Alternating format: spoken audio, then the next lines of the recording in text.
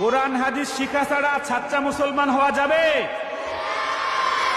কোরআন হাদিস শিখে হবে ঈমান ও আমলে হবে মুমিন মুসলমান। কোরআন হাদিস শিখে হবে কোরআন হাদিস শিখে হবে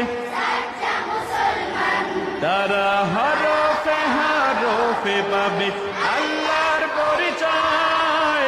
অন্তরেতে থাকবে সদা জাহান্নামের ভয়। হরফে হরফে পাবে অন্তরেতে থাকবে সদা জাহান্নামের ভয়। দিন কায়েমে করবে দিনী সমাজ বিনির্মাণ। কোরআন হাদিস শিখে হবে সাচ্চা মুসলমান। কোরআন হাদিস শিখে হবে ঠিক না বে ঠিক জোরে বলেন।